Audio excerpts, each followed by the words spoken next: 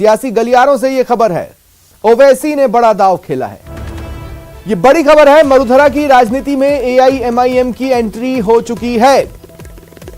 मरुधरा में विधानसभा चुनाव यानी 2023 में जो विधानसभा चुनाव होंगे उसमें एआईएमआईएम के प्रत्याशी भी ताल ठोकेंगे।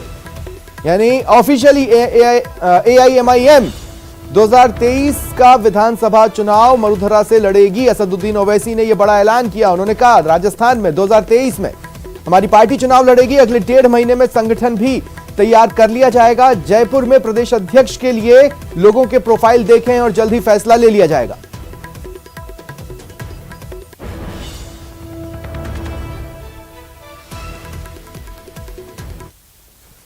असदुद्दीन ओवैसी राजस्थान में अपनी जो पार्टी है उसको लॉन्च कर रहे हैं। उनको लेकर के तमाम मुद्दों पे बातचीत करेंगे। क्या राजस्थान की तैयारी, किस तरह से यहाँ राजस्थान में चुनाव लड़ा जाएगा। तब राजस्थान में चुनाव लड़ा जा रहा है, बड़ी तैयारी है और 1.5 महीने में आपकी पार्टी लॉन्च हो रही है। आज से एक 1.5-2 महीने के अंदर ऑफिशियली तौर पर एमआईएम पार्टी की यहाँ पर राजस्थान स्टेट में शुरुआत की जाएगी। हम एक ऑफिशियल बॉडी को डिक्लेयर करेंगे और उसके बाद पूरी तैयारी इसके साथ हम लोग काम करते जाएंगे। और मुझे यकीन है कि राजस्थान में यहाँ की आवाम, यहाँ की जनता, यहाँ की लोग एमआईएम पार्टी का सपोर्ट करेंगे। यहाँ पर काफ़ी स्कोप है एक ऑल्टरनेट थर्ड फोर्स का, क्योंकि जितने भी मेरे जो ज़िम्मेदार हजरात से इंटरेक्शंस हुआ, जो थोड़ा बहुत मुझे पॉलिटिकल नॉलेज है, ज़्यादा नहीं है, मुझे लगता है कि लोग यहाँ पर कांग्रेस से भी बेजार हैं, बीजेपी से भी उनको कोई उम्मीद नहीं है। तो इसीलिए अब हम अपना यहाँ पर काम शुरू करेंगे और जाहिर है एक यहाँ के माइनॉरिटीज़ को, यहाँ के कमज़ोर आवाम को एक वॉइस मिले, एक अच्छा पॉलिटिकल प्लेटफॉर्म मिले, ये हमारी कोशिश और ख्वाहिश है। ओवैसी साहब, यहाँ पर कोई गठबंधन की आपने कोई गुंजाइश है या कोई बातचीत है? सर, अभी इस सवाल का जवाब देना बहुत जल्दी होगा। पहले तो हमको अपनी पार्टी के इस्टेब्लिशमेंट के लिए पार्टी का काम शुरू करेंगे, पार्टी की सब चीज़ दिखाएंगे, उसके बाद वो तो नेक्स्ट लेवल पर है। अभी तो पहले तो हमको अपनी पार्टी के लॉन्च के लिए, पार्टी के इस्टेब्लिशमेंट के लिए हम लोग काम करेंगे। राजस्थान में एक तरह से अब ऑफिशियल अनाउंसमेंट खुद जयपुर आकर कर चुके हैं। देखना यह होगा कि अगला चुनाव कितना दिलचस्प होता है। अरबाज अहमद, न्यूज़ 18 के लिए जयपुर से।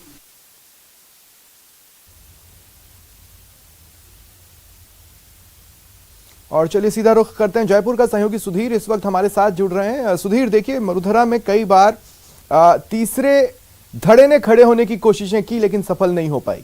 पिछले चुनाव से हमने देखा कि हनुमान बेनीवाल की पार्टी ताल ठोक रही है, वो कुछ हद तक स्टैंड करती नजर भी आ रही है। लेकिन अब एक चौथा धड़ा भी उतरने वाला है। बेहद इंटरेस्टिंग होने वाला है सिनेरियो। अब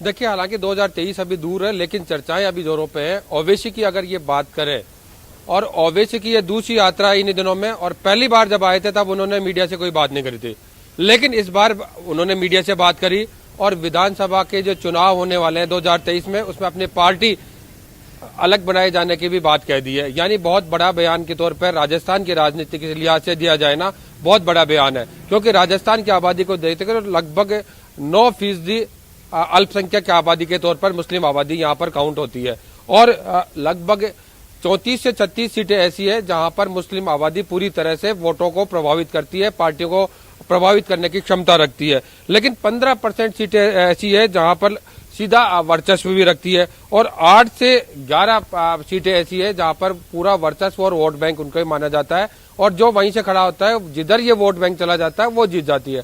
निश्चित तौर पे देखा जाए, ये तो एक वोटों की राजस्थान की गणित का सिनेरियो है कि इस मुस्लिम अल्पसंख्यक समुदाय का जो वोट बैंक है वो उसका ये सिनेरियो है।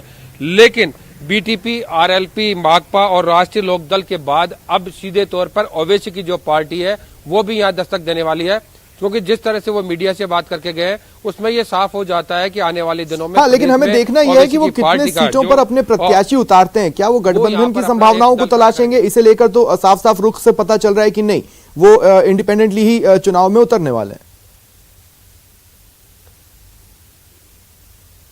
देखिए, दो तरह की राजनीति यहाँ पर देखी जाएगी आने वाले 2023 के चुनाव में, कि प्रदेश में बीजेपी का रुख किधर रहता है, कांग्रेस का रुख किधर रहता है, सोशल इंजीनियरिंग किधर किसका रट बैठती है। ये 2023 में जब चुनाव होंगे, चुनाव के दौरान उम्मीदवारों की घोषणाओं की तब होगी। लेकिन प्रथम दृष्टया जब ये ओवैसी का यहाँ बयान आया कि निश्चित रूप से वो सीधे तौर पर अगर जुड़ेंगे तो अपनी जहां पर मुस्लिम मतदाता ज्यादा है, जहां अल्पसंख्यक वोट के तौर पर काउंट होते हैं, वहां पर सीधे तौर पर जुड़ेंगे और वही जो सीटें हैं वही सीधे तौर पर जो सत्ताधारी पार्टी है कांग्रेस। मैं कुछ पलों के लिए सुधीर आपको रोक रहा हूं। मेरे साथ उपनेता प्रतिपक्ष राजेंद्र राठौड़ जी इस वक्त फोन लाइन पर जुड़ रहे हैं। राठौड़ साहब, स्वागत है आपका न्यूज 18 राजस्थान पर।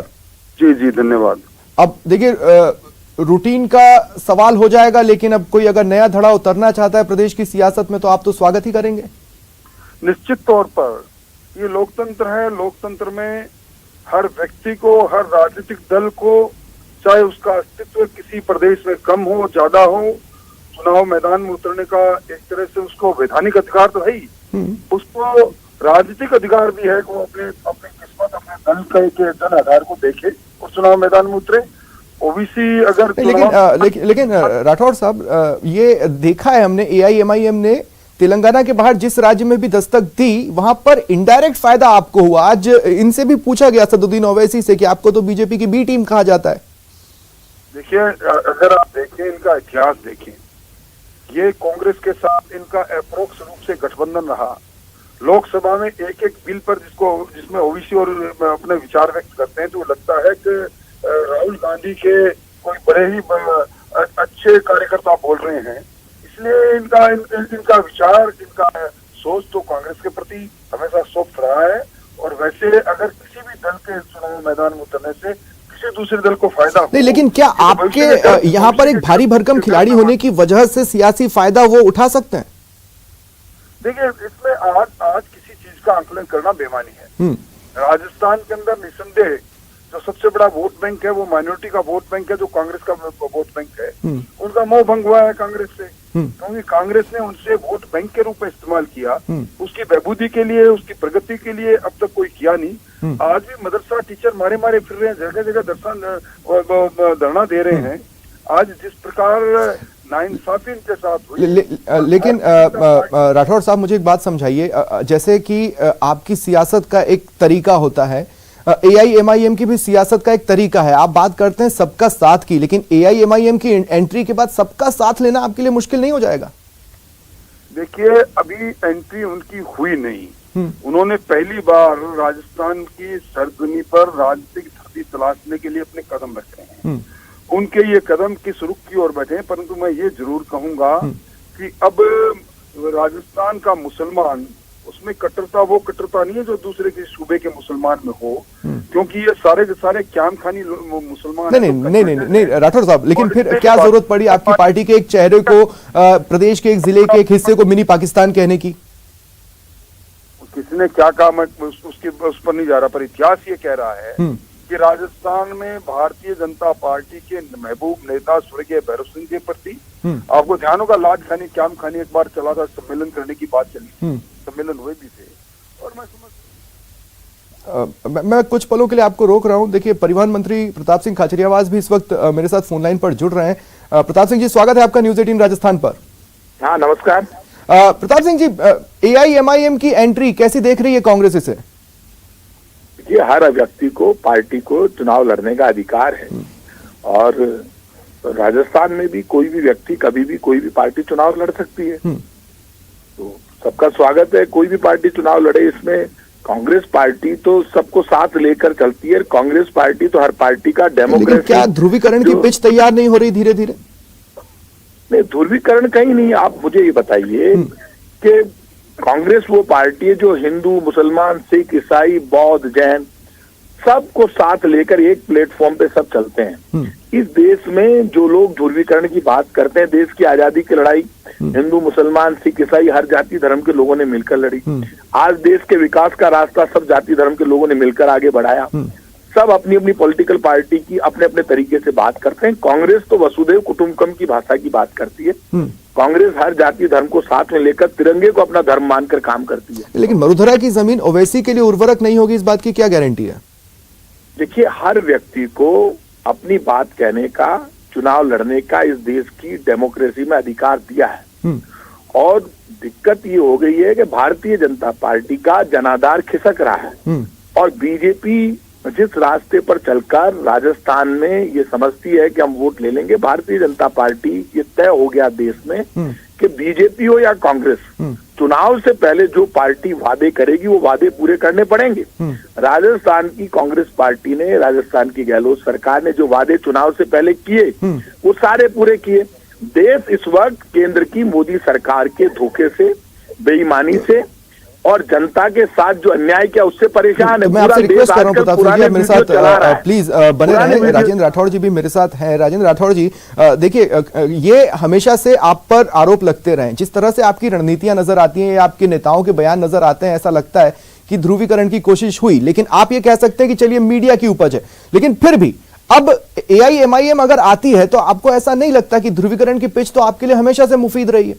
देखिए, AIMIM अगर आती है तो ये भविष्य के गर्भ में है कि राजस्थान की राजनीति में उसकी कितनी दखलंदाजी होती है, किस प्रकार का ध्रुवीकरण होता है। परंतु ये बात शाश्वत सही है कि अब कांग्रेस का मजबूत वोट बैंक, जो माइनॉरिटी का वोट बैंक था, वोट बैंक था, वो भी कांग्रेस की नीतियों से रुष्ट होकर और कांग्रेस की मौजूदा, तो उसका फायदा किसे मिलेगा?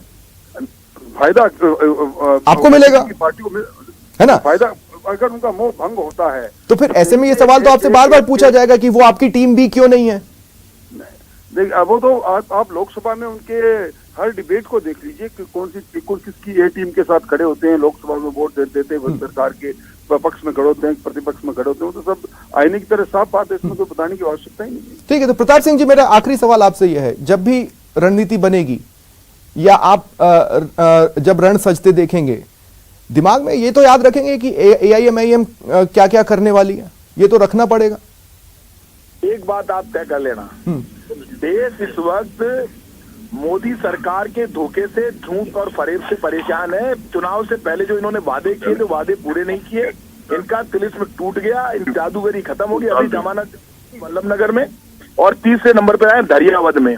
ये सारे डायलॉग बीजेपी वालों ने वहां पर बोले थे। ठीक है, जो मोदी जी जीत का कारण बने वही हार का कारण बनेंगे, क्योंकि चुनाव से पहले जो वादे किए थे, एक भी वादा पूरे देश के साथ पूरा नहीं किया। ठीक है, तो बीजेपी कुछ भी कर ले, बीजेपी का ग्राफ कम हो रहा है। शुक्रिया प्रताप सिंह जी और राजेंद्र राठौड़ जी, आप दोनों का मेरे साथ जुड़ने के लिए। और मेरे सहयोगी सुधीर हमारे साथ बने हुए हैं। सुधीर, आपने भी ये पूरी बातचीत सुनी होगी जो मैं कर रहा था राजेंद्र राठौड़ जी और प्रताप सिंह खचरेवास जी से।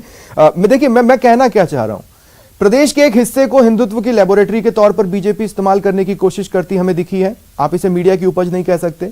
वहीं हमने ये भी देखा कि मिनी पाकिस्तान जैसे शब्द उछाले गए संभावनाओं को तलाशने के लिए, उसी जमीन पर जहां पर शहरों की सरकार में परिसीमन को अपनी हार की वजह बताई जाती है। मतलब हम ये कह रहे हैं ना कि हम बेसिक मुद्दों से हटकर अब दूसरे मुद्दों पर ज्यादा चर्चा करेंगे अगले चुनाव में।